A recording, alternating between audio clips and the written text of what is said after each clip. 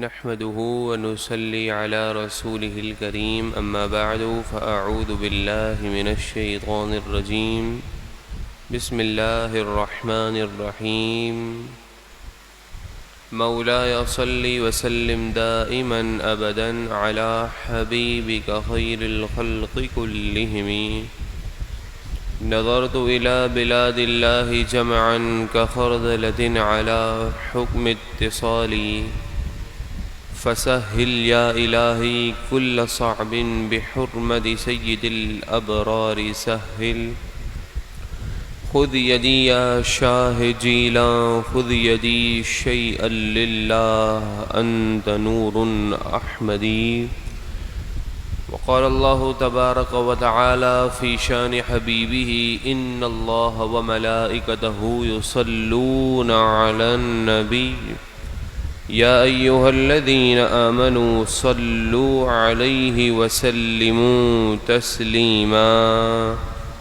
اللهم صل على سيدنا مولانا محمد معدن الجود والكرم وآله وصحبه وبارك وسلم صلاة وسلاما عليك يا سيدي يا رسول الله صلى الله عليه وسلم.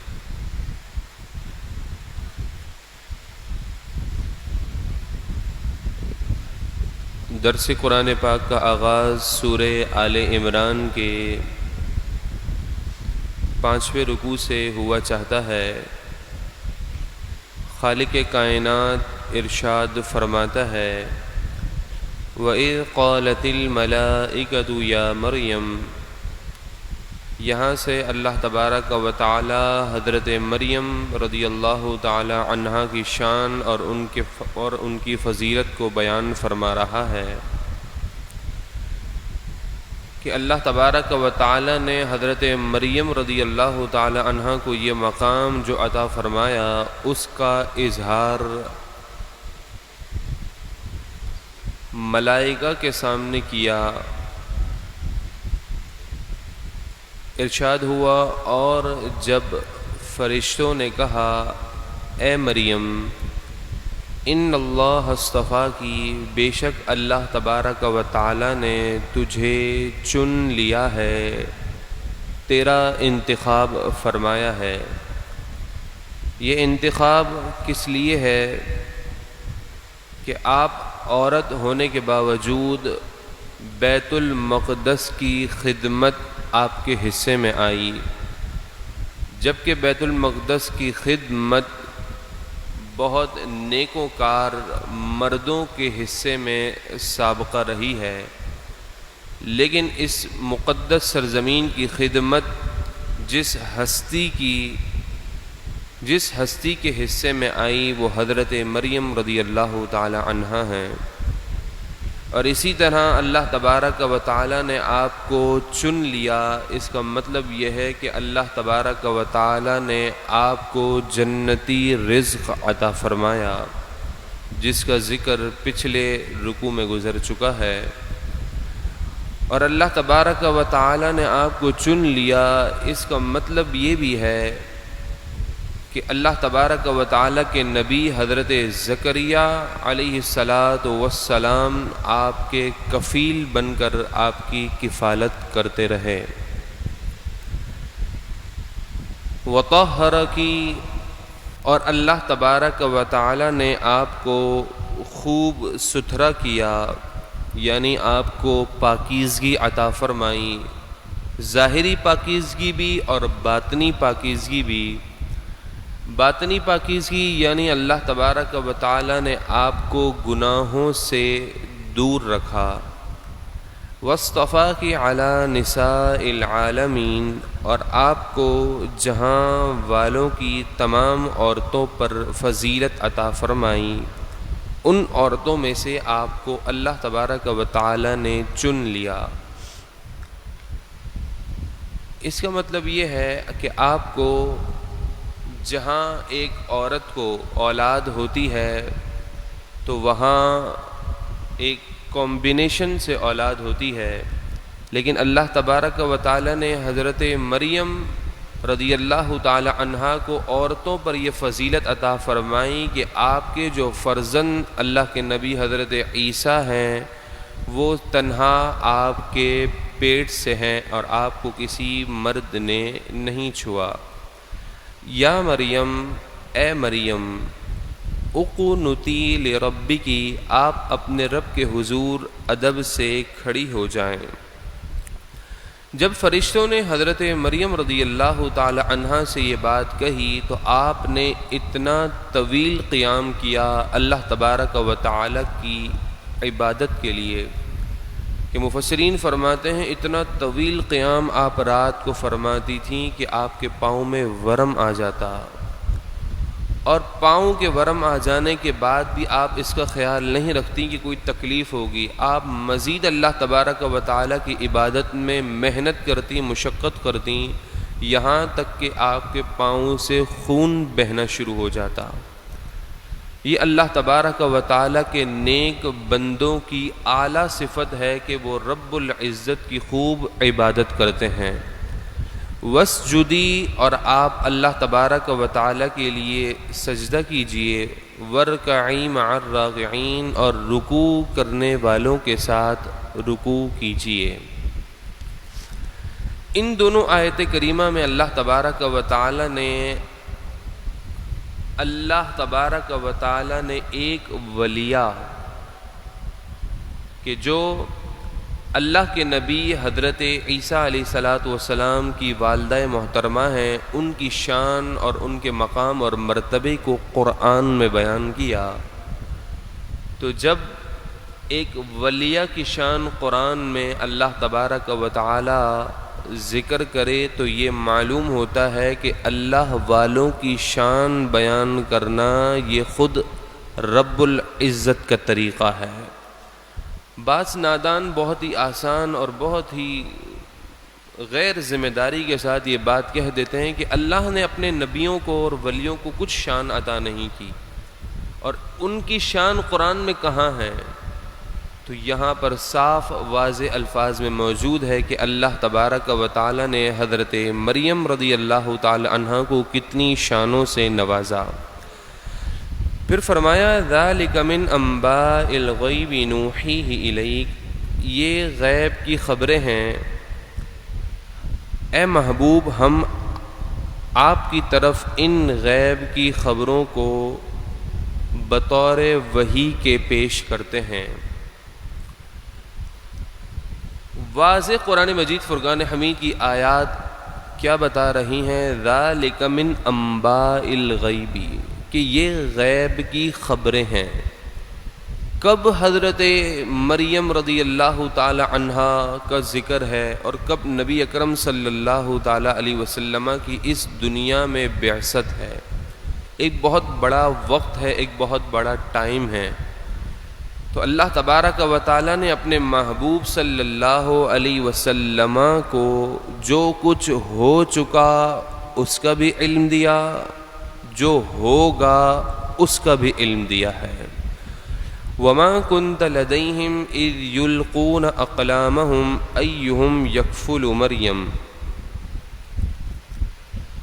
اور اے محبوب صلی اللہ علیہ وسلم آپ اس وقت ان لوگوں کے درمیان میں موجود نہ تھے جس وقت وہ اپنے قلم کے ذریعے قرآن دازی کر رہے تھے کہ ایہم یکفل مریم، کون حضرت مریم کی کفالت کرے گا۔ چونکہ حضرت مریم کی طبیعت میں بڑی نفاست تھی، صاف ستھری پاکیزگی والی آپ کی طبیعت تھی، تو ہر شخص اس بات کا خواہش رکھتا تھا کہ میں حضرت مریم کی کفالت کروں۔ چنانچہ بہت سارے مردوں نے اس امید کا اظہار کیا تو انہیں ایک مشورے کے طور پر بتایا گیا کہ تم قرآن دازی کرو۔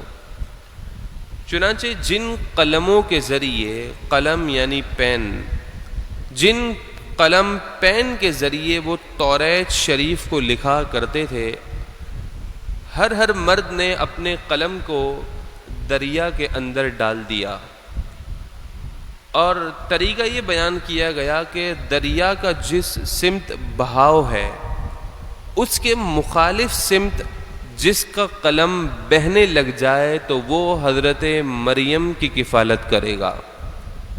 چنانچہ جتنے بھی مرد اس چیز کی خواہش رکھتے تھے سبوں نے اپنے قلم دریا میں ڈال دیے، تو حضرت زکریا علیہ السلام کا قلم مخالف سمت کی طرف بہنے لگا، تو اللہ تبارک و تعالی نے آپ کو یہ سعادت عطا فرمائی کہ آپ نے حضرت مریم کی کفالت کی۔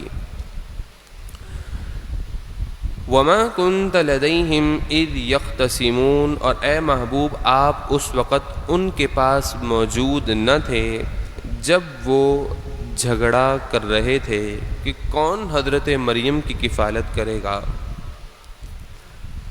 یہاں الفاظ پر آپ غور کیجئے گا کہ کہا جا رہا ہے وَمَا كُنْتَ لَدَيْهِمْ، اے محبوب آپ اس وقت ان کے درمیان میں موجود نہیں تھے جس وقت قرآن دازی ہو رہی تھی، لیکن جب موجود نہیں تھے ایک کام ماضی میں ہو چکا ہے جس کام کے وقت نبی کریم صلی اللہ علیہ وسلم کے بارے میں فرمایا آپ موجود نہیں تھے، تو اس واقعے کی خبر دینا اسی کو تو ہی علم غیب کہا جاتا ہے۔ تو قرآن مجید فرقان حمید کی آیات سے بات مکمل واضح ہے کہ جس واقعے کے وجود کے وقت قرآن کہہ رہا ہے کہ آپ موجود نہیں تھے، تو ان واقعے کی خبر دینا یہ تو اس بات کی قوی دلیل ہے کہ اللہ نے اپنے محبوب کو جو کچھ ہو چکا اس کا علم بھی عطا فرمایا ہے۔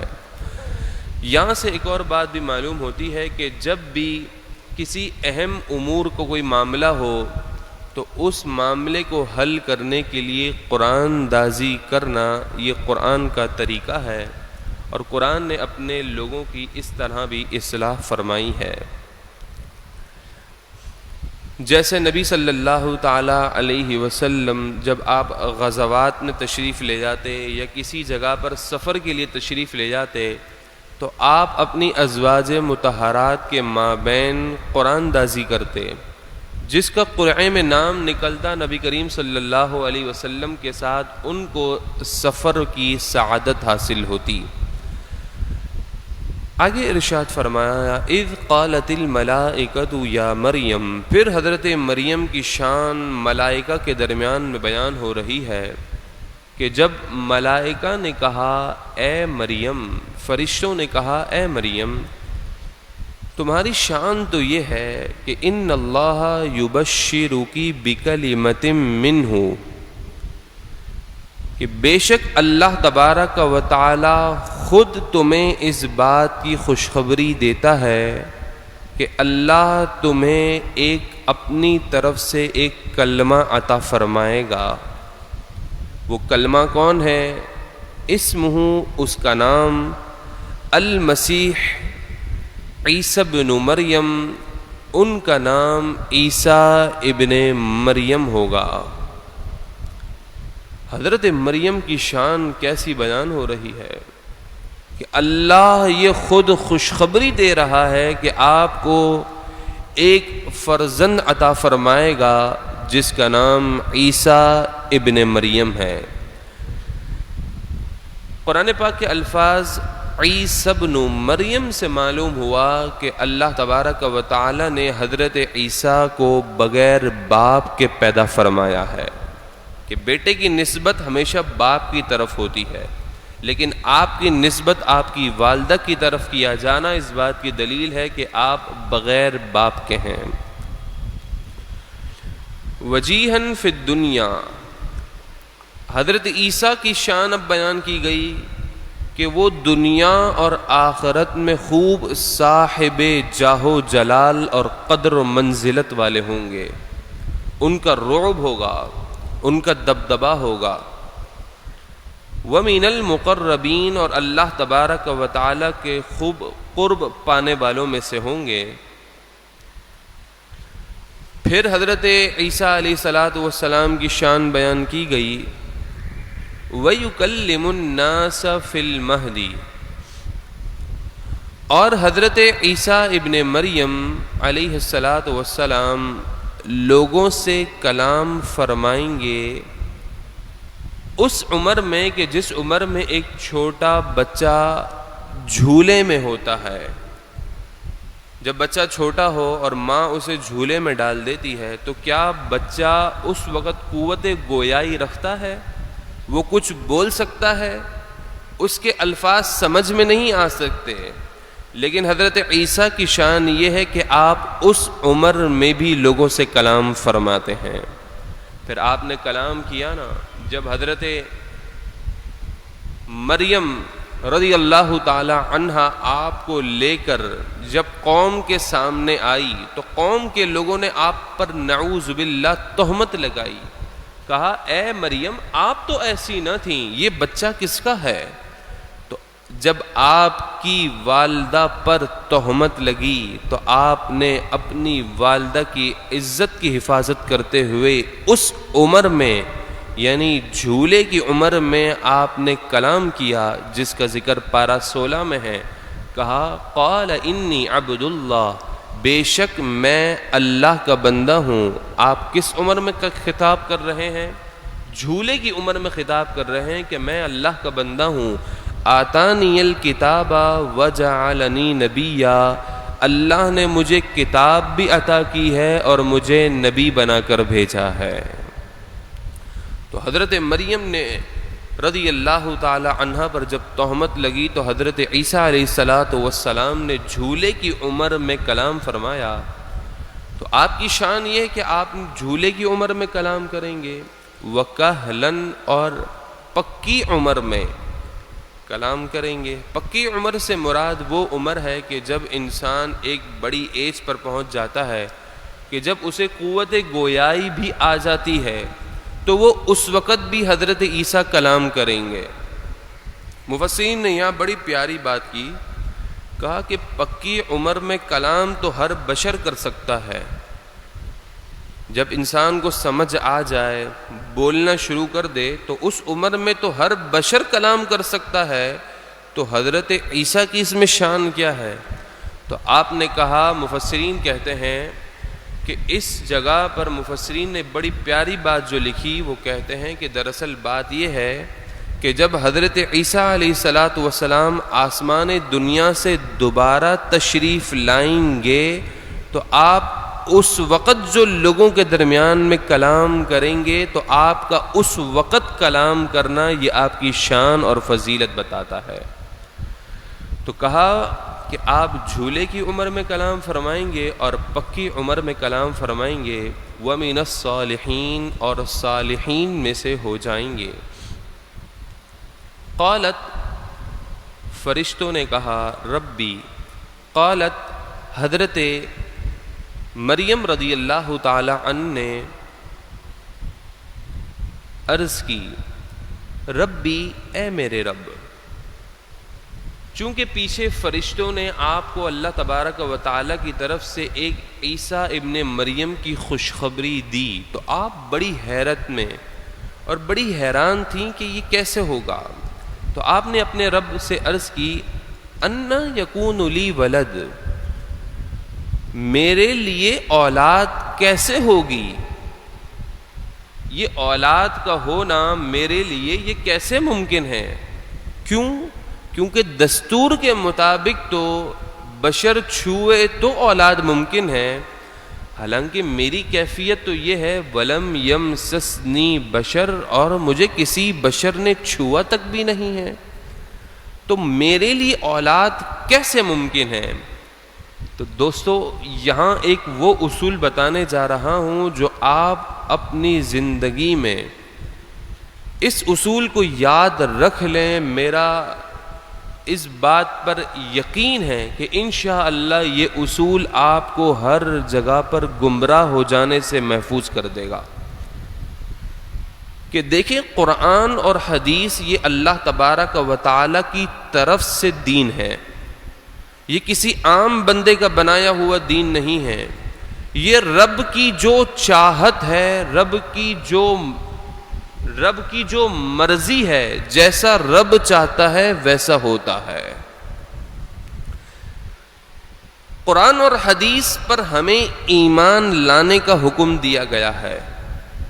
عقل پر ایمان لانے کا حکم نہیں دیا گیا کہ جو بات میری عقل میں آئے گی میں اسے ہی تسلیم کروں، اور جو بات میری عقل میں نہیں آتی میں اس کا انکار کروں۔ یہ مومن کا طریقہ نہیں ہے، یہ منافق کا طریقہ ہے۔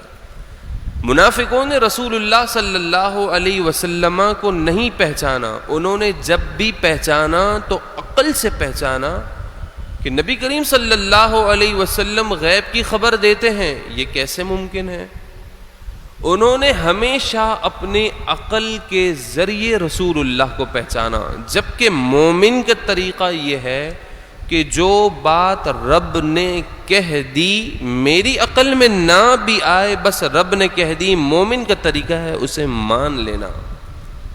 تو اب جب حضرت مریم رضی اللہ تعالی عنہا نے ایک عقلاً بات کی کہ بشر نے تو چھوا نہیں ہے تو کیسے ممکن ہے، تو جواب آیا قال کذالک اللہ یخلق ما یشاء۔ اللہ رب العزت نے فرمایا اسی طرح اللہ پیدا فرماتا ہے جسے وہ چاہتا ہے، اس کی قدرت میں بہت کچھ ہے، وہ جو چاہے وہ کر سکتا ہے۔ تو اللہ تبارک و تعالی کی قدرت ہے، اس نے جیسے چاہا عطا فرما دیا۔ تو اس آیت مبارکہ سے اس نظریے کا رد ہو گیا کہ جو عقل پر بات کو سمجھنے کے لیے بیٹھتے ہیں کہ عقل میں آئے گی تو مانوں گا، تو اب عقل میں تو یہ بات آتی نہیں ہے کہ بشر نے چھوا نہ ہو اور اولاد ہو جائے، عقل میں نہیں آتی۔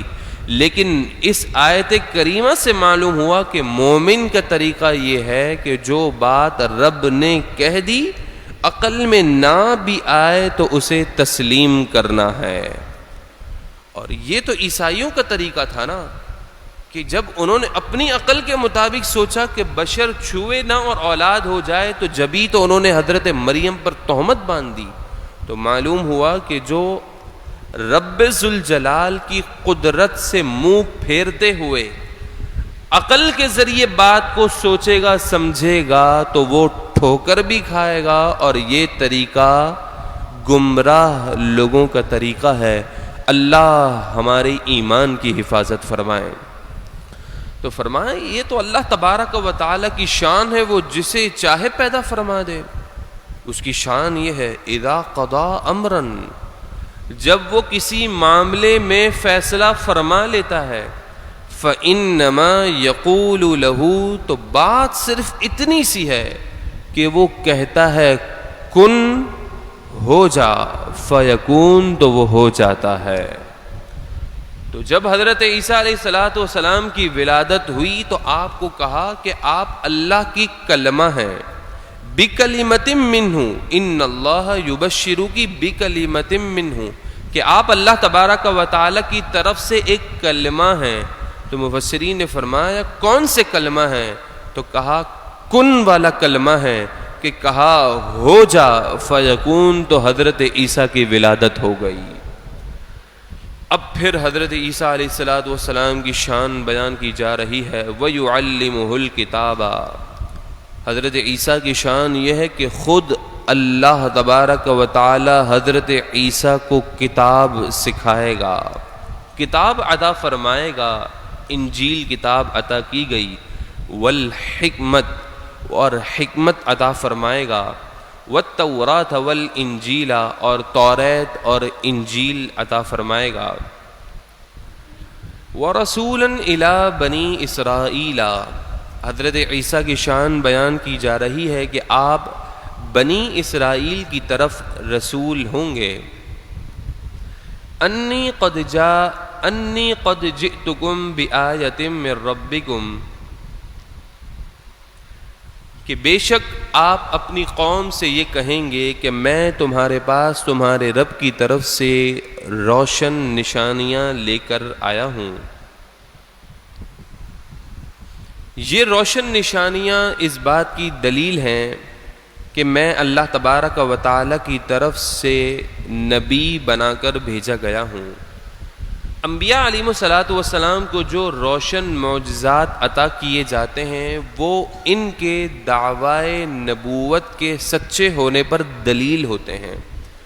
تو اللہ تبارک و تعالی معجزات اس لیے عطا فرماتا ہے کہ لوگ ان معجزات کو دیکھ کر یہ پتہ لگا لیں کہ جس کو اللہ نے معجزہ دیا ہے اسے رسالت اور نبوت کا تاج عطا فرمایا ہے۔ تو آپ کہیں گے کہ اپنی قوم سے کہ میں تمہارے پاس تمہارے رب کی طرف سے روشن نشانیاں لے کر آیا ہوں۔ وہ روشن نشانیاں معجزات کیا ہیں؟ کہ انی اخلق لکم من الطین کہیئۃ الطیر، کہ بے شک میں تمہارے لیے مٹی سے پرندے کی صورت پیدا کروں گا۔ یہاں پر آپ تھوڑی توجہ کیجئے گا، حضرت عیسیٰ علیہ السلام فرما رہے ہیں انی اخلق لکم من الطین کہیئۃ الطیر، کہ بے شک میں تمہارے لیے پیدا کروں گا۔ اخلقو لفظ ہے اخلقو، آپ نے الفاظ سنے ہوں گے خالق، ہمارا خالق کون ہے؟ اللہ۔ خالق کے اندر الفاظ کیا ہیں؟ خا، لام اور قوف۔ تو اب ذرا یہاں قرآن میں آپ غور کریں، یہاں پر بھی الفاظ ہیں انی اخلقو، خا، لام اور قوف۔ تو معنی یہ ہے کہ حضرت عیسیٰ کہہ رہے ہیں کہ بے شک میں پیدا کروں گا تمہارے لیے مٹی سے پرندے کی ایک صورت پیدا کروں گا، فَأَنفُخُ فِيهِ، پھر میں اس پرندے کے اندر پھونک ماروں گا، فَيَكُونُ طَيْرًا بِإِذْنِ اللَّهِ، تو وہ اللہ کے حکم سے پرندہ ہو جائے گا۔ غور کر رہے ہیں؟ پیدا کرنے والی ذات کون سی ذات ہے؟ اللہ کی ہے۔ روح ڈالنا کس کا کام ہے؟ اللہ کا کام ہے۔ لیکن یہاں تو حضرت عیسیٰ ان کاموں کی نسبت اپنی طرف کر رہے ہیں کہ میں پیدا کرتا ہوں، پھر میں اس میں پھونک ماروں گا۔ جب میں پیدا کروں، صورت بناؤں، پھونک ماروں، تو پھر وہ اللہ کے حکم سے پرندہ ہو جائے گا۔ صرف یہی نہیں، آگے بھی سماعت کیجیے۔ وَأُبْرِئُ الْأَكْمَحَ وَالْأَبْرَصَ، اور میں مادرزاد اندھے کو شفا دیتا ہوں، وَالْأَبْرَصَ، اور جسے خالص برس کا مریض ہو، برس کا مرض جسے لگ جائے، جس کے جسم میں پوری سفیدی آ جائے، وہ میرے پاس آ جائے، میں صرف اس پر ہاتھ رکھوں گا، اللہ اسے شفا عطا فرما دے گا۔ کون کہہ رہے ہیں؟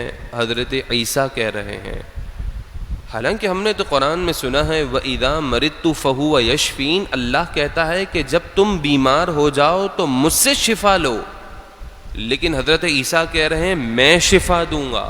بات صرف یہیں ختم نہیں ہوئی، آگے بھی چلیں، بات بہت بڑی ہونے لگی ہے۔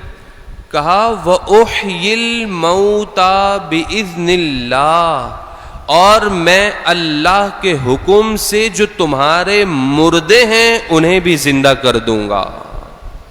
اب بتائیں، ہم نے کیا نہیں سنا اللہ یحیی و یمیت، کہ اللہ ہی زندہ کرتا ہے، اللہ ہی مارتا ہے؟ یہ تو مسلمان کا عقیدہ ہے۔ اگر وہ اس عقیدے میں ذرہ برابر بھی شک کرے کہ اللہ کے علاوہ کوئی اور کام کرے تو بندہ کافر ہو جاتا ہے۔ لیکن یہاں حضرت عیسیٰ کہہ رہے ہیں میں مردوں کو زندہ کرتا ہوں، میں مردوں کو جلا بخش دیتا ہوں۔ تو دوستوں، کیا قرآن شرک کی دعوت دے رہا ہے؟ کیا قرآن شرک کی دعوت دے رہا ہے؟ نہیں دوستوں، بات یہ نہیں۔ شرک کا تعلق اگر قرآن شرک کی دعوت دے رہا ہوتا تو بِإِذْنِ اللہ کا لفظ نہیں آتا۔ بِإِذْنِ اللہ کا لفظ آ کر یہ بتا رہا ہے کہ اللہ کی یہ شان ہے کہ وہ بیماروں کو شفا دیتا ہے، یہ رب العزت کی شان ہے کہ وہ مردوں کو زندہ کرتا ہے، یہ اللہ کی شان ہے کہ وہ پھونک مارے تو ایک پرندہ پیدا ہو جائے۔ شان تو رب کی ہے، لیکن اللہ نے اپنے پیاروں کو طاقت عطا فرمائی ہے تو وہ بِإِذْنِ اللہ یہ سارے کام کرنے پر قادر ہیں۔ سمجھ رہے ہیں بات؟ تو یہاں سے اس گندے عقیدے کا رد ہو گیا جو کہتے ہیں کہ اللہ نے اپنے پیاروں کو کچھ طاقت ہی نہیں دی اور وہ کچھ نہیں کر سکتے. ہم کہتے ہیں کہ وہ تو مردوں کو بھی زندہ کر دیتے ہیں, لیکن کس کے حکم سے؟ اپنی پاور سے نہیں. ان کے پاس ذاتی پاور نہیں, ذاتی پاور صرف وحدہ لا شریک کے پاس ہے. ان کے پاس جو پاور ہے وہ اللہ تبارک و تعالی کی طرف سے دی ہوئی پاور ہے. پھر اس کے بعد جب حضرت عیسیٰ علیہ السلام نے یہ ساری باتیں کہیں تو قوم آپ کے پاس آ کر کہنے لگی کہ ہم آپ کی باتوں کو تسلیم نہیں کرتے. یاد رکھیے کہ جس کے دل پر گمراہیت کی, کفر کی مہر لگ جائے نا, پھر اس کے بعد یہ بڑے بڑے نشانیاں بھی دیکھ لیں تو وہ ایمان نہیں لاتا. جس نے براہ راست سرکار دو عالم صلی اللہ علیہ وسلم کو دیکھا اور آپ پر ایمان نہ لایا تو اندازہ لگائیے کہ ایمان کی توفیق مل جانا یہ رب کا کتنا بڑا کرم ہے. تو حضرت عیسیٰ علیہ السلام کی قوم نے جب یہ سارے معجزات دیکھے تو انکار کر بیٹھے, کہتے ہیں یہ تو جادوگروں والے کام ہیں, ہم آپ کو نہیں مانتے. ہم آپ کو اس وقت مانیں گے کہ جب آپ ہمیں اس بات کی خبر دیں کہ ہم اپنے گھروں میں کیا کرتے ہیں, ہم اپنے گھروں میں کیا کھانا بناتے ہیں. آپ کہتے ہیں نا کہ جب اللہ تبارک و تعالی کسی سے دین کو لے لیتا ہے تو پہلے اس کی عقل کو لے لیتا ہے. حضرت عیسیٰ علیہ السلام اتنے بڑے بڑے معجزات دکھا رہے ہیں کہ مردے ہیں حضرت عیسیٰ کے سامنے کھڑا کر دیا, بولا کہ اس کو زندہ کرو, آپ نے ٹھوکر ماری, وہ زندہ ہو گیا. اتنے معجزات کو دیکھ لیے لیکن عقل چلی گئی نا. تو اب اتنے معجزات کو دیکھنے کے بعد کن باتوں پر آ گئے کہ آپ ہمارے گھر کی خبر دیں کہ ہم گھر میں کیا کھاتے ہیں.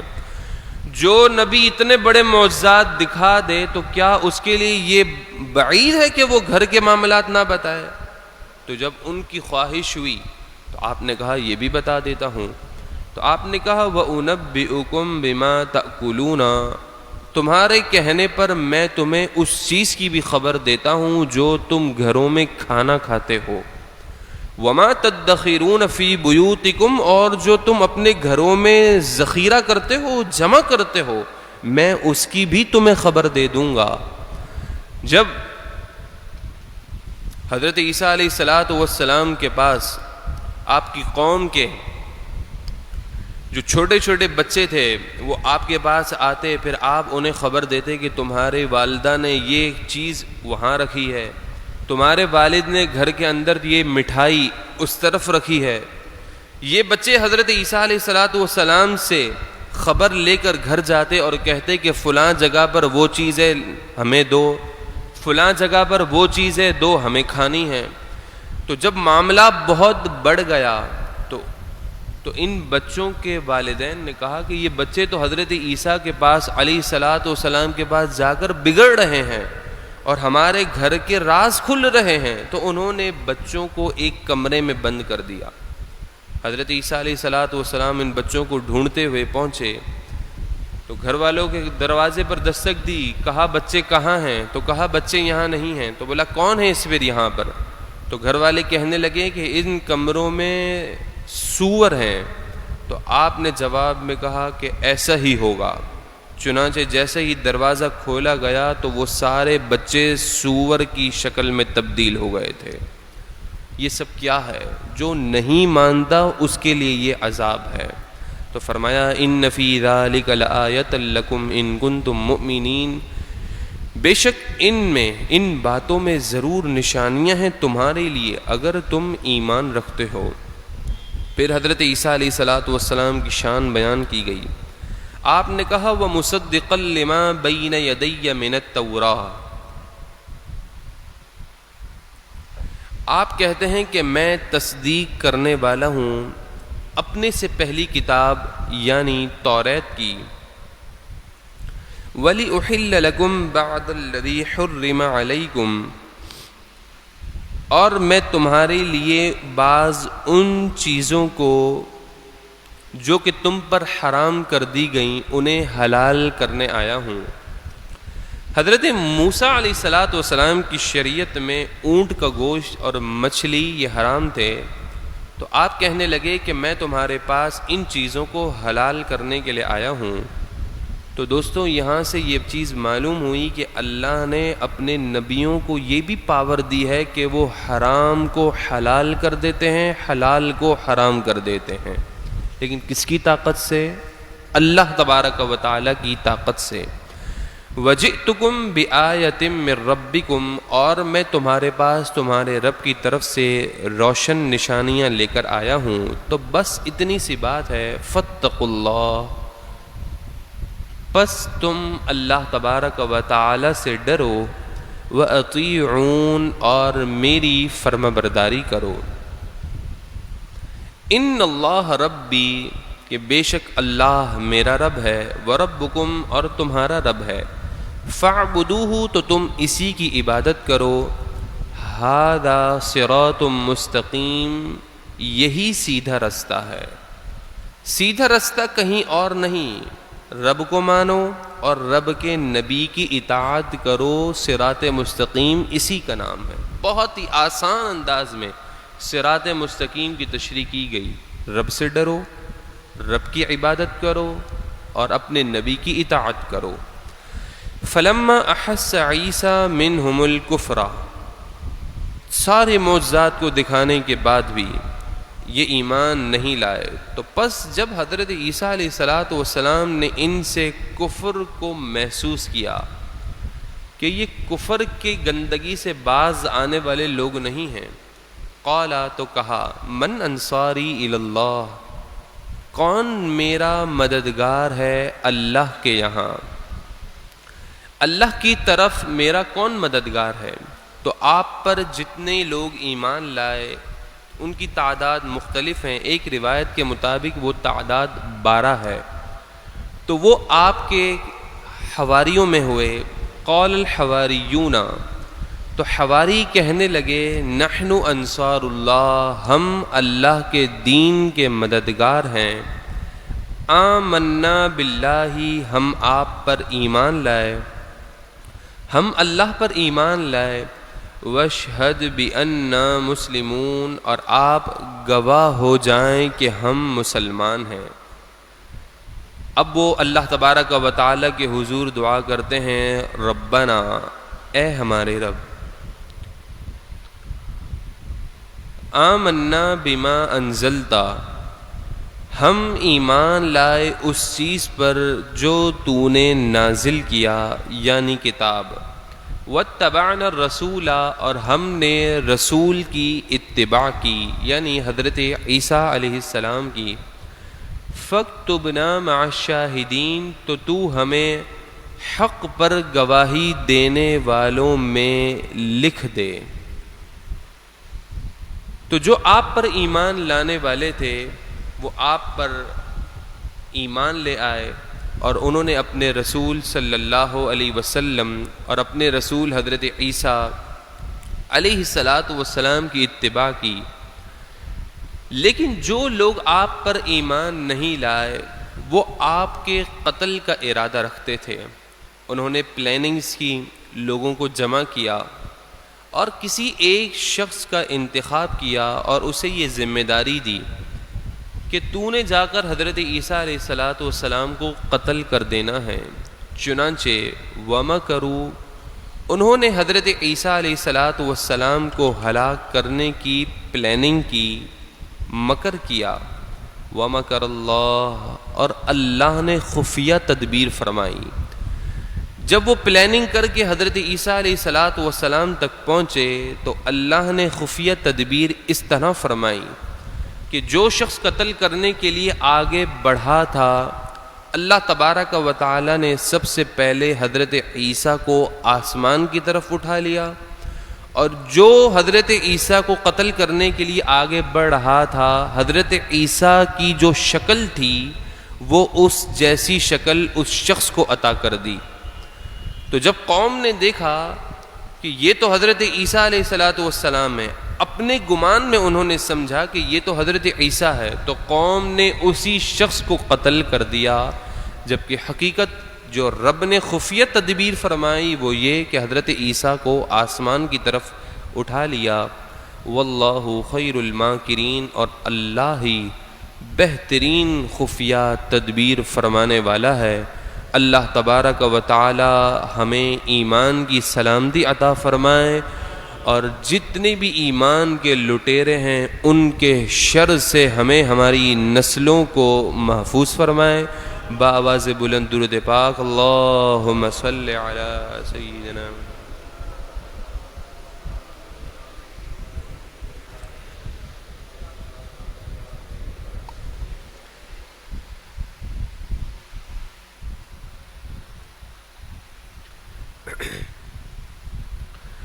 اگلے رکوع کا آغاز ہے اذ قال اللہ یا عیسیٰ. اس وقت کو یاد کرو جب اللہ تبارک و تعالی نے فرمایا اے عیسیٰ انی متوفی کا، بے شک میں تجھے پوری عمر تک پہنچا دوں گا. کیا مطلب؟ یعنی جتنے آپ کے حصے میں عمر ہے، جتنے اللہ تبارک و تعالی نے آپ کے نصیب میں ایج لکھی ہے وہ پوری ایج آپ کو ملے گی. تو آیت کریمہ کے اس حصے سے معلوم ہوا کہ حضرت عیسیٰ علیہ السلام کا بعد میں آسمان سے نزول ہوگا، اور جتنے آپ کے حصے میں عمر مبارک لکھ دی گئی ہے وہ آپ پوری عمر گزاریں گے. آپ اس دنیا میں دوبارہ تشریف لائیں گے اور اس امت کے لیے بطور خلیفہ بن کر آئیں گے. دجال سے آپ لڑیں گے، دجال کو قتل کریں گے، آپ نکاح بھی فرمائیں گے اور پھر آپ سے اولاد بھی ہوگی. اور ایک روایت کے مطابق پھر آپ کا مزار حضور علیہ السلام کے روضہ مبارکہ کے بالکل قریب بنایا جائے گا. وَرَافِعُكَ إِلَيَّ، اور اللہ رب العزت فرما رہا ہے اور میں تجھے اپنی طرف اٹھا لوں گا. وَمُطَهِّرُكَ مِنَ الَّذِينَ كَفَرُوا، اور تجھے کافروں سے پاک کر دوں گا. وَجَاعِلُ الَّذِينَ اتَّبَعُوكَ فَوْقَ الَّذِينَ كَفَرُوا إِلَى يَوْمِ الْقِيَامَةِ، اور جو اے عیسیٰ تیرے پیروکار ہیں، تیری اتباع کرنے والے ہیں، وہ قیامت تک کافروں پر ہمیشہ غالب ہی رہیں گے. دوستو یہاں سے ایک بات معلوم ہوتی ہے کہ جو نبی کے پیروکار ہوتے ہیں، جو نبی کی سیرت پر عمل کرنے والے ہوتے ہیں، وہ ہر زمانے میں غالب ہی رہیں گے. وقتی طور پر آزمائش آ جاتی ہے، بظاہر لگے گا کہ کفر مسلمانوں کو دبا رہا ہے، اور آج نظر یہی آ رہا ہے کہ وقتی طور پر آزمائش ہے. بظاہر دیکھیں تو مسلمان بے سر و سامان ہیں، لیکن رب ذوالجلال کا قرآن میں یہ وعدہ ہے کہ جو نبی کی سیرت پر چلتے ہیں، نبی کی اتباع کرتے ہیں، وہ قیامت تک کافروں پر غالب ہی رہیں گے. ثم الی مرجعکم، پھر میری طرف تمہارا پلٹنا ہے.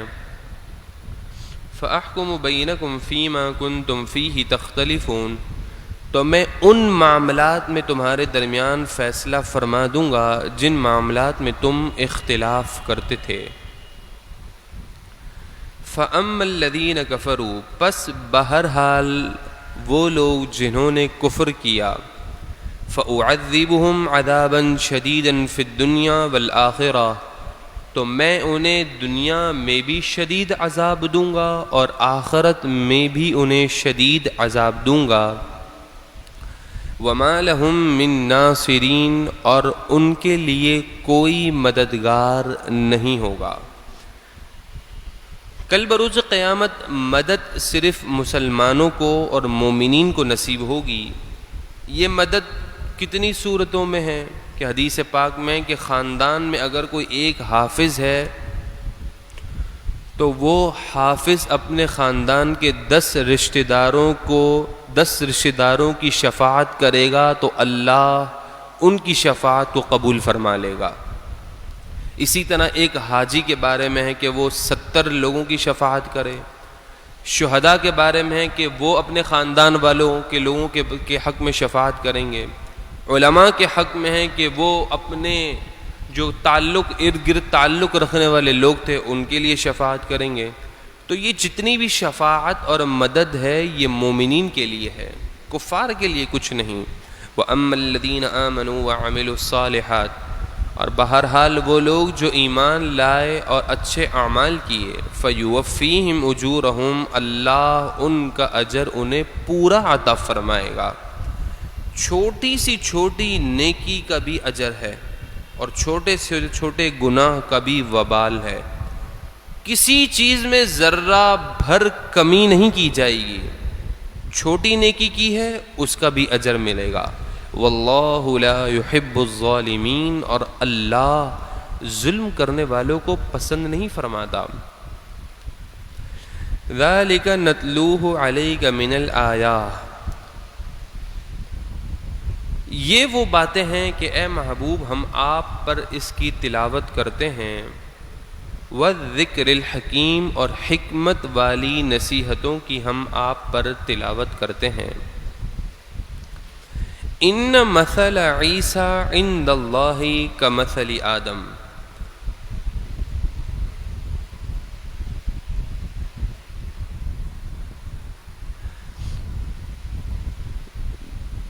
نجران سے نصرانیوں کا ایک وفد نبی کریم صلی اللہ علیہ وسلم کی خدمت میں آیا اور وہ لوگ کہنے لگے کہ آپ یہ گمان کرتے ہیں کہ عیسیٰ علیہ السلام اللہ کے بندے ہیں. تو نبی کریم صلی اللہ علیہ وسلم نے فرمایا ہاں وہ اللہ کے بندے ہیں، اللہ کے رسول ہیں اور کلمۃ اللہ ہیں، اللہ کے کلمہ ہیں. تو نصرانی یہ بات سن کر بہت غصے میں آ گئے اور کہنے لگے کہ آپ نے کبھی کوئی ایسا شخص بھی دیکھا ہے جو بن باپ کے ہو؟ تو وہ غصے میں کہنے لگے کہ آپ نے کوئی ایسا شخص بھی دیکھا ہے جو بن باپ کے ہو؟ تو اس موقع پر نبی کریم صلی اللہ علیہ وسلم نے فرمایا تم اس بات میں اتنا کیوں حیران ہو؟ کیا حضرت آدم کو نہیں دیکھتے کہ وہ تو نہ باپ سے ہیں نہ ماں سے ہیں بلکہ وہ تو مٹی سے پیدا کیے گئے ہیں. تو حضرت عیسیٰ علیہ السلام ماں سے تو ہیں نا، باپ سے نہیں ہیں، ماں سے تو ہیں. تو تم جب حضرت آدم کو مانتے ہو تو حضرت عیسیٰ کو بھی مان لو، اس میں کیا مسئلہ ہے؟ جس کا نہ باپ ہے نہ ماں ہے اسے مان لیتے ہو، تو جس کا باپ نہیں تو اسے مان لینا بدرجہ اولا ہے. تو کہا ان مثل عیسیٰ عند اللہ، اللہ کے یہاں حضرت عیسیٰ علیہ السلام ایسے ہی ہیں کمثل آدم، جیسے حضرت آدم علیہ السلام ہیں. کیسے برابر ہیں؟ خلقہ من تراب، کہ دونوں کو اللہ تبارک و تعالی نے خلقہ من تراب، کہ اللہ تبارک و تعالی نے حضرت آدم کو مٹی سے پیدا فرمایا. ثم قال له کن، پھر کہا اس مٹی سے کن ہو جا، فیکون، تو وہ ہو گیا. حضرت آدم علیہ السلام کی تشریف آوری ہو گئی. تو اللہ تبارک و تعالی کے یہاں حضرت عیسیٰ بھی کیسے ہیں؟ کن، کہ ان کے بارے میں بھی فرمایا کن ہو جا فیکون، تو حضرت عیسیٰ ہو گئے. تو حضرت آدم بھی اللہ کے یہاں ایسے ہی ہیں کن ہو جا فیکون، تو حضرت آدم بھی تشریف لے آئے. الحق من ربک، یہ آپ کے رب کی طرف سے حق ہے. فلا تکونن من الممترین، تو اے شک کرنے والے شک میں نہ پڑ، شک کرنے والوں میں سے نہ ہونا. شک کرنے کی ضرورت نہیں، ہر چیز مکمل واضح ہے. فمن حاجک فیہ من بعد ما جاءک من العلم، پھر اے محبوب صلی اللہ تعالی علیہ وسلم جو آپ سے حضرت عیسیٰ علیہ السلام کے بارے میں جھگڑا کرے، حالانکہ اسے حضرت عیسیٰ علیہ السلام کے بارے میں مکمل علم بھی ہے، علم کے ہوتے ہوئے بھی وہ حضرت عیسیٰ علیہ السلام کے بارے میں آپ سے جھگڑا کرے. فقل تعالوا، تو آپ ان سے فرما دیجئے تعالوا، تم لے آؤ. ندعو ابناءنا و ابناءکم، ہم بھی اپنے بیٹوں کو بلاتے ہیں، تم اپنے بیٹوں کو بلاؤ، ونساءنا ونساءکم، اور ہم اپنی عورتوں کو بلاتے ہیں، تم اپنی عورتوں کو بلاؤ، وانفسنا وانفسکم، اور ہم خود آتے ہیں، تم بھی خود آؤ، ثم نبتہل، پھر ہم مباہلہ کریں، فنجعل لعنت اللہ علی الکاذبین، تو ہم اس شخص پر لعنت کریں، تو پھر ہم اس شخص پر لعنت کریں، فنجعل لعنت اللہ علی الکاذبین، تو اللہ کی لعنت ہو ایسے شخص پر جو جھوٹ بولنے والا ہے۔ دراصل بات یہ تھی کہ نبی کریم صلی اللہ تعالی علیہ وسلم نے جب نجران کے عیسائیوں کو یہ بات کہی کہ حضرت عیسیٰ علیہ الصلاۃ والسلام تو اللہ کے بندے ہیں، تو چونکہ ان کے عقیدے کے یہ خلاف تھا تو وہ کہنے لگے یہ تو نہیں ہو سکتا۔ آپ نے کہا کہ اگر تمہیں نہیں ماننا تو آ جاؤ مباہلہ کرتے ہیں۔ مباہلہ کسے کہتے ہیں کہ فریقین آپس میں ایک دوسرے کے لیے بد دعا کرتے ہیں اور کہتے ہیں کہ جو جھوٹا ہو اس پر اللہ کی لعنت ہو۔ چنانچہ جب نبی کریم صلی اللہ علیہ وسلم نے انہیں مباہلے کی دعوت دی تو یہ نصرانی کہنے لگے کہ آپ ہمیں کچھ وقت دیں، ہم اپنے بڑوں سے مشورہ کر لیں۔ چنانچہ انہوں نے مشورہ کیا تو ان کے جو بڑے علماء تھے انہوں نے کہنے لگے کہ تمہاری اپنی کتابوں میں نبی آخر الزماں صلی اللہ علیہ وسلم کی شان، ان کی فضیلت، ان کی صفتیں بیان ہیں، تمہیں تو سب معلوم ہے، اور تمہارا دل بھی یہ کہتا ہے کہ یہ نبی برحق ہیں، تو تم پھر ان سے مباہلہ کیوں کرتے ہو؟ اپنے آپ کو مروا دو گے۔ جب انہوں نے یہ بات سنی تو انہوں نے کہا کہ اچھا ہم مباہلہ نہیں کرتے۔ دوسرے روز یہ عیسائی جب نبی کریم صلی اللہ علیہ وسلم کی بارگاہ میں گئے تو دیکھا کہ نبی صلی اللہ تعالی علیہ وسلم حضرت امام حسین کو اپنی گود میں لے کر آئے ہوئے ہیں، اور آپ نے حضرت امام حسن رضی اللہ تعالی عنہ کی انگلی مبارک پکڑی ہوئی ہے۔ مولائے کائنات حضرت علی المرتضیٰ اور حضرت فاطمہ آپ کے پیچھے پیچھے آ رہے ہیں۔ تو اس موقع پر عیسائیوں کے علماء نے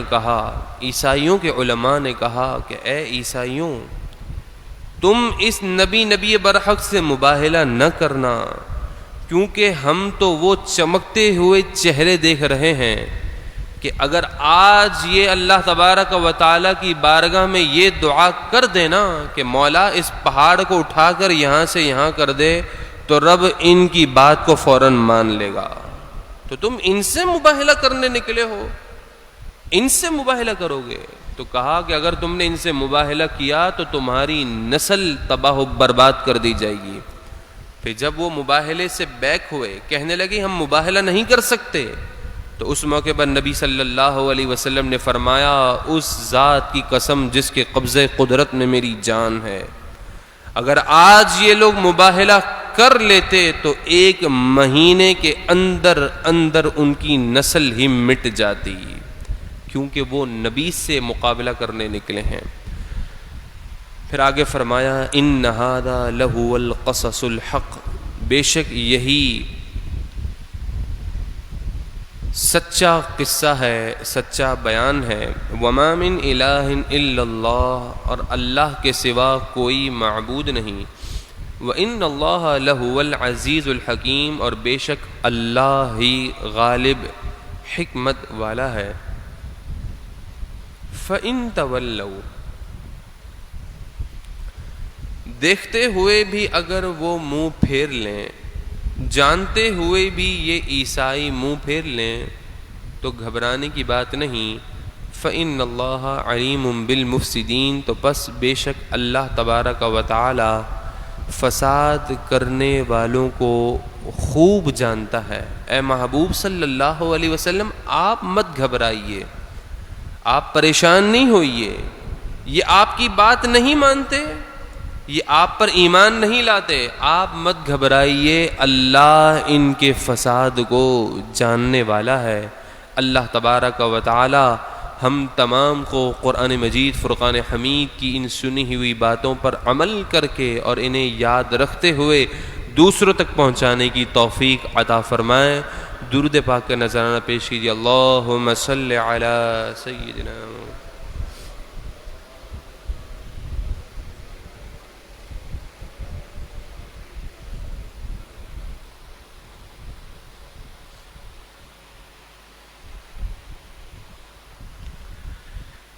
اگلے رکوع کا آغاز ہے۔ قل اے محبوب آپ فرما دیجیے، یا اہل الکتاب اے اہل کتاب، تعالوا الی کلمۃ سواء بیننا و بینکم، آ جاؤ ایک ایسے کلمے کی طرف کہ جو کلمہ تم میں اور ہم میں ایک ہے، جس کلمے پر ہم متفق ہیں۔ اے اہل کتاب تم بھی اس کلمے پر آ جاؤ، ہم بھی اس کلمے پر آ جاتے ہیں۔ وہ کلمہ کیا ہے؟ اللہ نعبد الا اللہ، کہ ہم صرف عبادت تو اللہ ہی کی کریں گے۔ اے اہل کتاب یعنی توریت والوں، زبور والوں اور انجیل والوں، یہودی اور عیسائی اور مسلمان دونوں ایک ایجنڈے پر جمع ہو جائیں کہ ہم عبادت تو اللہ ہی کی کریں گے۔ اس کا ذکر توریت میں بھی ہے، زبور میں بھی ہے، انجیل میں بھی ہے۔ یہ بات تو تمہارے درمیان بھی متفقہ ہے اور ہمارے درمیان بھی متفقہ ہے، تو اختلافات کو چھوڑ دو اور جس پر ہم سب متفق ہیں اس پر بات کر لیتے ہیں، اس پر آ جاتے ہیں۔ تو قرآن مجید فرقان حمید نے اتحاد کرنے کا ایک طریقہ بتایا کہ جب قوموں میں اختلاف ہو جائے تو ان پوائنٹس پر نظر رکھو کہ جو دونوں کے درمیان میں متحد ہیں۔ جب ان متحد چیزوں پر تم جمع ہو جاؤ گے تو تھوڑا قرب پیدا ہوگا، جب قرب پیدا ہوگا تو دلوں میں نرمی آئے گی، جب دل میں نرمی آئے گی تو اب جب اختلاف بھی ہوگا تو اختلاف اس نوعیت کا نہیں ہوگا کہ جس میں بڑی شدت پائی جاتی ہوگی۔ تو کہا اس کلمے کی طرف آؤ جس میں ہم اور تم سب برابر ہیں۔ وہ کلمہ یہ ہے کہ ہم عبادت تو اللہ ہی کی کریں گے، وَلَا نُشْرِكَ بِهِ شَيْئًا، اور ہم اس کے ساتھ کسی کو شریک نہیں ٹھہرائیں گے۔ یہودی حضرت عزیر کو اللہ کا بیٹا سمجھتے اور ان کی بھی عبادت کرتے، عیسائی حضرت عیسیٰ کو اللہ کا بیٹا سمجھتے، ان کی بھی عبادت کرتے۔ تو کہا کہ ہم اللہ کے ساتھ کسی اور کو شریک نہیں کریں گے، ہم اس پوائنٹ پر جمع ہو جاتے ہیں۔ یہ تمہارے درمیان بھی متفقہ ہے، ہمارے درمیان بھی متفقہ ہے کہ عبادت صرف اللہ کی کرنی ہے۔ وَلَا يَتَّخِذَ بَعْضُنَا بَعْضًا أَرْبَابًا مِّن دُونِ اللَّهِ، اور ہم میں سے کوئی ایک دوسرے کو اپنا رب نہ ٹھہرا لے۔ یہودی یہ کرتے تھے کہ اپنے علماء کو بعض اوقات رب کا درجہ دے دیتے تھے، عیسائی اپنے رہبان کو جو ان کے مذہبی پیشوا ہوتے تھے بسا اوقات انہیں رب بنا لیتے تھے۔ تو قرآن مجید فرقان حمید نے اہل کتاب سے خطاب کرتے ہوئے کہا کہ اس کلمے کی پر آ جاؤ کہ جس کلمے کا مطلب یہ ہے کہ صرف ہم اللہ کی عبادت کریں، اللہ کے ساتھ کسی اور کی عبادت نہیں کریں گے، نہ تو کسی نبی کی کریں گے نہ تو کسی مذہبی پیشوا کی کریں گے، صرف اللہ کی عبادت کریں گے۔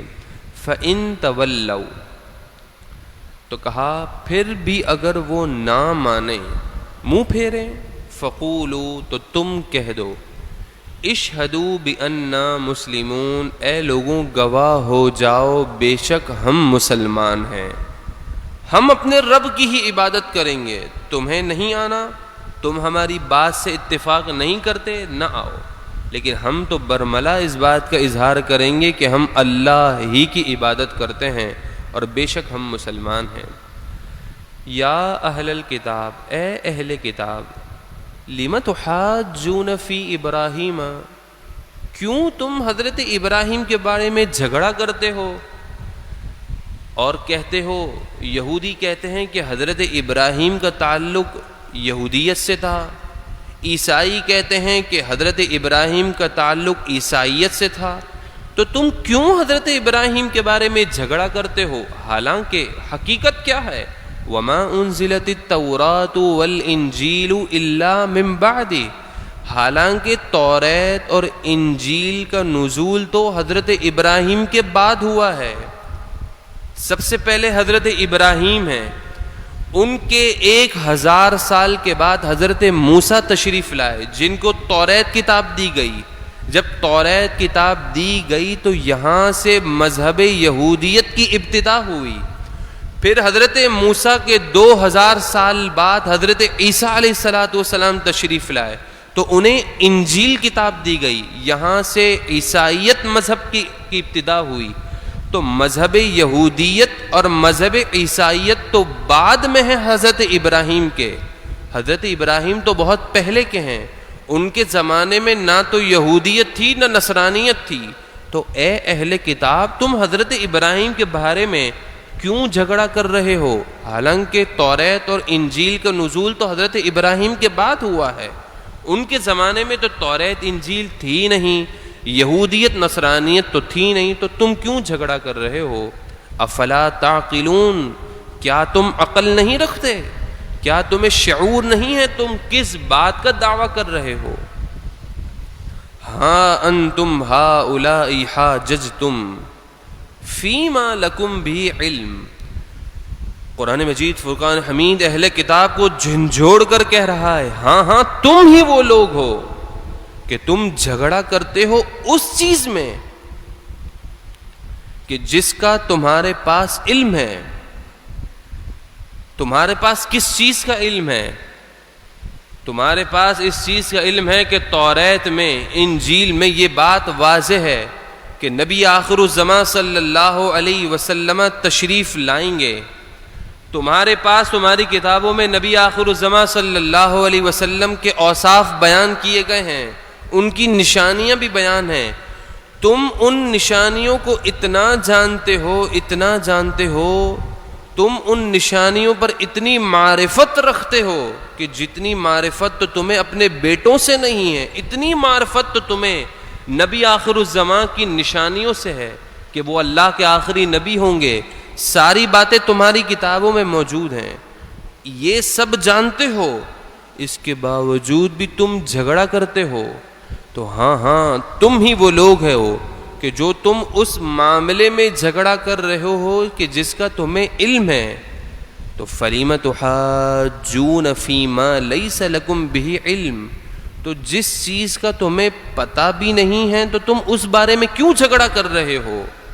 تمہیں حضرت ابراہیم کے نہ یہودیت نہ نصرانیت کا تو پتہ نہیں ہے، اس میں پھر کیوں جھگڑا کر رہے ہو؟ جس میں جھگڑا نہیں کرنا چاہیے اس میں بھی جھگڑا کر رہے ہو، جس میں جھگڑا کرنا چاہیے اس میں بھی جھگڑا کر رہے ہو۔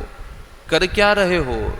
بتانا یہ قرآن مجید فرقان حمید چاہ رہا ہے کہ جب نبی آخر الزمان صلی اللہ علیہ وسلم کی ساری نشانیاں تم پر واضح ہیں تو تمہیں تو نبی صلی اللہ علیہ وسلم کا علم موجود ہے کہ یہ آئیں گے، تمہاری کتابوں میں نشانیاں موجود ہیں، تو تم جانتے ہوئے بھی جھگڑا کر رہے ہو تو تمہاری حالت تو یہ ہے جو چیز جانتے ہو اس میں جھگڑا کر رہے ہو۔ تو جس چیز کو تو تم سرے سے جانتے ہی نہیں ہو کہ حضرت ابراہیم کا کب نزول ہوا ہے، کب آپ تشریف لائے ہیں، جس کو جانتے نہیں ہو اس میں بھی تم جھگڑا کر رہے ہو، تمہاری تو حالت ہی عجیب ہو چکی ہے۔ واللہ یعلم وانتم لا تعلمون، اللہ خوب جانتا ہے اور تم نہیں جانتے۔ اب اصل پردہ کھول دیا گیا۔ ما کان ابراہیم یہودیا ولا نصرانی، حضرت ابراہیم نہ تو یہودی ہیں اور نہ ہی حضرت ابراہیم نصرانی ہیں، پھر کیا ہیں؟ ولیکن، ہاں لیکن، کان حنیفا مسلما، وہ ہر باطل سے جدا سچے مسلمان ہیں، ان کا یہودیت نصرانیت سے تعلق نہیں، اور وما کان من المشرکین، اور نہ ہی وہ مشرکین میں سے ہیں۔ ان اول الناس بابراہیم للذین اتبعوا، بے شک لوگوں میں سب سے زیادہ قریب حضرت ابراہیم کے وہ لوگ ہیں جنہوں نے حضرت ابراہیم کی اتباع کی، وَهَذَا النَّبِيُّ اور یہ نبی، وَالَّذِينَ آمَنُوا اور ایمان والے۔ اس آیت کریمہ سے معلوم ہوا کہ جس میں کہا جا رہا ہے کہ لوگوں میں سب سے زیادہ قریب حضرت ابراہیم کے وہ لوگ ہیں جنہوں نے حضرت ابراہیم کی پیروی کی، اتباع کی، تو معلوم یہ ہوا کہ انبیاء کا قرب حاصل کرنا ہو تو انبیاء کی اتباع کی جاتی ہے، ان کی سیرت پر عمل کیا جاتا ہے۔ تو یہاں پر بھی یہی بتایا گیا کہ حضرت ابراہیم سے قرب رکھنے والے وہی لوگ ہیں جو حضرت ابراہیم کی اتباع کرتے ہیں۔ واللہ ولی المؤمنین، اور اللہ ایمان والوں کا والی مددگار ہے۔ ودت طائفۃ من اہل الکتاب لو یضلونکم، اہل کتاب کا ایک گروہ، اس کی خواہش یہی ہے کہ کاش وہ کسی طرح بھی تمہیں گمراہ کر دیں۔ یہ آیت حضرت عمار بن یاسر، حضرت معاذ بن جبل اور حضرت حذیفہ بن یمان کے بارے میں نازل ہوئی کہ ان تینوں صحابہ کرام علیہم رضوان پر آئے دن اہل کتاب یہودی پہنچ جاتے اور ان پر اپنی یہودیت کی تبلیغ کرتے اور انہیں طرح طرح کے اعتراضات، شکوک و شبہات میں ڈالتے۔ تو قرآن مجید فرقان حمید نے کہا کہ ان کی تو خواہش ہی یہی ہے کہ اے لوگوں وہ کسی طرح بھی تمہیں گمراہ کر دیں، لیکن یاد رکھیے گا وَمَا يُضِلُّونَ إِلَّا أَنفُسَهُمْ، ان کی گمراہی کا نقصان انہی کو ہی ہونا ہے، یہ اپنے آپ کو ہی گمراہ کر رہے ہیں۔ وَمَا يَشْعُرُونَ، اور یہ لوگ شعور بھی نہیں رکھتے۔ یا اہل الکتاب، اے اہل کتاب، لِمَ تَکْفُرُونَ بِآیَاتِ اللَّهِ، کیوں تم اللہ کی آیات کا انکار کرتے ہو، اللہ کی روشن نشانیوں کو دیکھ کر کفر کرتے ہو، وَأَنْتُمْ تَشْهَدُونَ، حالانکہ تم تو خود گواہ ہو۔ تمہارے پاس نبی کریم صلی اللہ علیہ وسلم کی صفات، نعت، فضائل سب تمہیں بتائے گئے کتابوں میں، گواہ ہوتے ہوئے بھی تم اللہ کی آیات سے کیوں انکار کرتے ہو؟ یا اہل الکتاب، اے اہل کتاب، لِمَ تَلْبِسُونَ الْحَقَّ بِالْبَاطِلِ، کیوں تم حق کو باطل کے ساتھ ملاتے ہو؟ کیوں تم اپنی کتابوں میں تحریف کرتے ہو، تبدیلی کرتے ہو؟ جو بات اپنے آپ کو اچھی لگتی ہے وہ رہنے دیتے ہو، جو اپنے نفس کے خلاف لگتی ہے اسے ہٹا دیتے ہو، کیوں ایسا کام کرتے ہو؟ وَتَكْتُمُونَ الْحَقَّ، اور کیوں تم حق کو چھپاتے ہو؟ وَأَنْتُمْ تَعْلَمُونَ، حالانکہ تم ہر بات کو جانتے ہو، جانتے ہوئے بھی تم ایسے کام کرتے ہو تو تم کفر کر رہے ہو۔ تو معلوم یہ ہوا کہ جو شخص حق کو جانتے ہوئے اسے معلوم ہے کہ یہ درست ہے، اس درستگی کو جانتے ہوئے بھی درست کو درست نہ مانے، حق کو تسلیم نہ کرے، تو وہ بالآخر گمراہ ہو جاتا ہے۔ اللہ تبارک و تعالی ہمیں ہماری نسلوں کو گمراہیت سے محفوظ فرمائے، آمین بجاہ النبی الامین صلی اللہ علیہ وسلم۔ ایک مرتبہ الحمد شریف، 3 مرتبہ سورہ اخلاص پڑھ لیں۔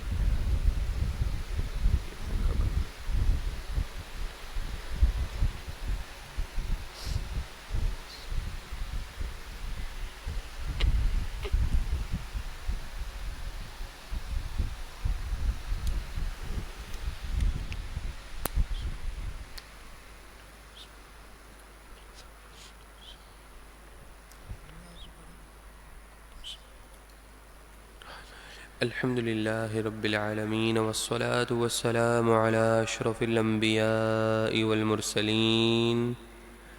اے مالک و مولا، اے پروردگار، جو کچھ ہم نے یہاں قرآن کریم کی تفسیر سماعت کی، جو کچھ ہم نے مالک سنا، اس پر ہمیں عمل کرنے کی توفیق عطا فرما۔ درس قرآن میں جو بھی غلطی ہو چکا، کوتاہی ہوا، اے مالک اپنے فضل و کرم سے اسے درگزر فرما۔ اے مالک ہمارے گناہوں کو معاف فرما، اپنے فضل و کرم سے ہمارے گناہوں کو نیکیوں سے تبدیل فرما۔ اے مالک نور قرآن سے یہ لوگ اپنے دلوں کو پر نور کرنے کے لیے آئے ہیں۔ اے مالک ایسا فضل ہو کہ ہماری زندگی، ہماری آخرت، قبر و حشر سب قرآن کے نور سے منور ہو جائے۔ اے مالک و مولا، اے پروردگار ہمیں دلوں کا تقوی عطا فرما، ظاہر سے بڑھ کر باطن کو پاکیزگی کا نور عطا فرما۔ جو حاضرین بیٹھے ہیں، جو سن رہے ہیں، تمام کی دلی جائز تمناؤں کو پورا فرما۔ جو بیمار ہیں انہیں صحت عطا فرما، جو مقروض ہیں انہیں قرض سے خلاصی عطا فرما۔ بے اولادوں کو مالک اپنے فضل سے اولاد کی نعمت عطا فرما۔ اے مالک صاحب اولاد کو والدین کی آنکھوں کی ٹھنڈک بنا۔ اے مالک والدین کی خوب خدمت کرنے کی توفیق عطا فرما، ان سے مقبول دعائیں لینے کی توفیق عطا فرما۔ اے مالک و مولا جن کے والدین رخصت ہوئے ان کی بخشش اور مغفرت فرما۔ اے مالک ہم تمام کو مرنے سے پہلے قبر و آخرت کی تیاری کرنے کی توفیق عطا فرما۔ اس درس قرآن کو اپنی بارگاہ میں قبول فرما، اس کا ثواب حضور جان کائنات صلی اللہ علیہ وسلم کی بارگاہ میں پیش کرتے ہیں، قبول فرما۔ آپ کے وسیلے سے تمام انبیاء، تمام اولیاء، تمام صالحین کی بارگاہ میں پیش کرتے ہیں، قبول فرما۔ امیر المجاہدین کی بارگاہ میں پیش کرتے ہیں، قبول فرما۔ حاضرین کے اہل و عیال میں سے جتنے مرحومین ہیں انہیں پیش کرتے ہیں، قبول فرما۔ اے مالک و مولا استاد محترم مفتی غلام غوث بغدادی، امیر محترم حضرت علامہ حافظ سعد حسین رضوی اور جتنے بھی اسیران ناموس رسالت ہیں، مالک اپنے فضل و کرم سے انہیں جلد باعزت کامیابی والی رہائی عطا فرما۔ دشمنان اسلام کا منہ کالا فرما، دشمنان پاکستان کا منہ کالا فرما۔ کفر خاک میں ہو جائے، مسلمانوں کو عروج نصیب ہو، پاکستان کی خیر ہو، مہنگائی کا خاتمہ ہو۔ اے مالک اپنا فضل و کرم زندگی کے ہر موڑ پر نصیب فرما۔ وصلی اللہ تعالی علی خیر خلقہ محمد وعلی آلہ وصحبہ اجمعین برحمتک یا ارحم الراحمین۔